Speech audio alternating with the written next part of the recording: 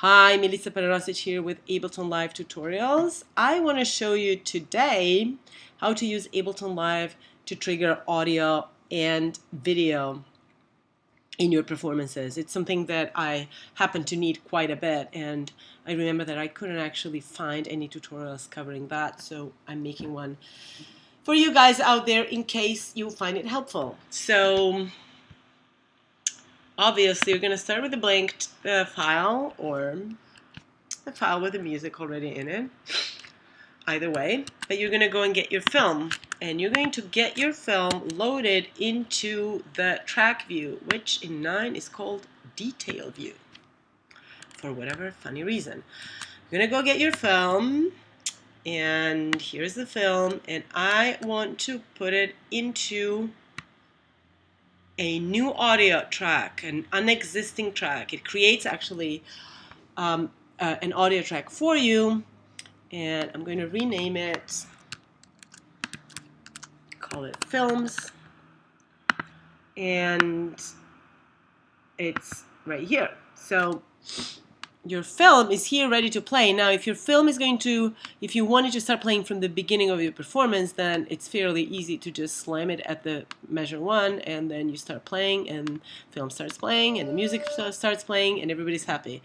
But say you wanted to play at some other point in your performance, and you don't really know what minute will it be or what hour, you just want to have flexibility to trigger it, you will then put it somewhere on the timeline, but not at the beginning, and then you're going to control click on the timeline at the place where it starts, and then you're going to get a locator, create a locator command. You're going to choose that.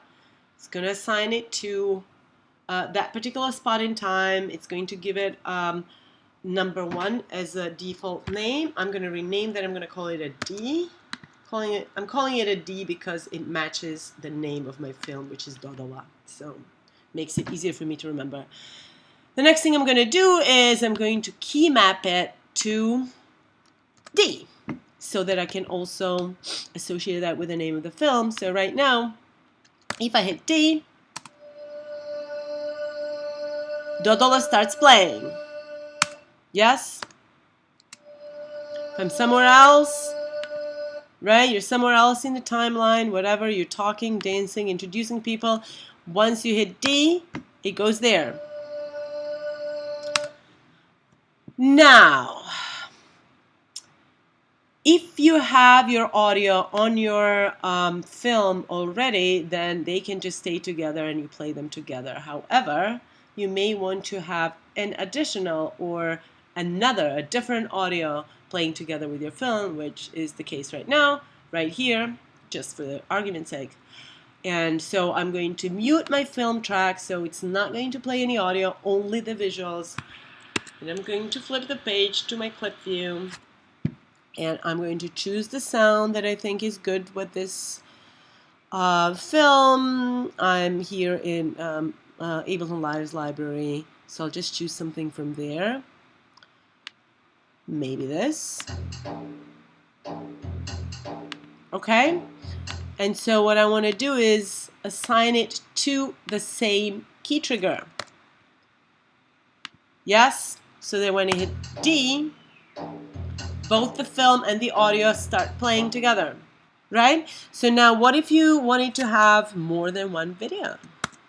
Well, you repeat the process. So you get another film, and you place it somewhere else on your timeline.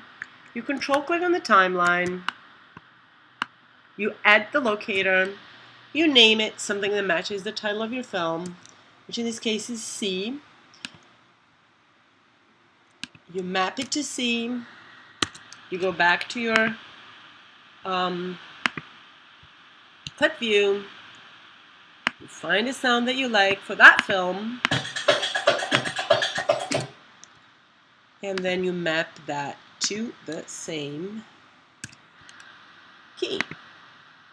That way, if I want to play the first film and the first sound, I'm ready with my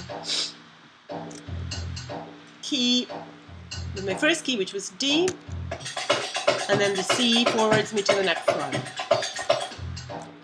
Now, what I find particularly annoying in this particular setting is that there is this lag time between my trigger and the start of the film, which is a result of this quantization setting here, which is set to 1 bar. Obviously, you can set it to something smaller, or as I like to do, just completely kill it so that there is no quantization needed, and so that as soon as I hit D, my film number 1 starts, and as soon as I hit C, my film number 2 starts, and their accompanying audio. So what I'm going to do now is double click in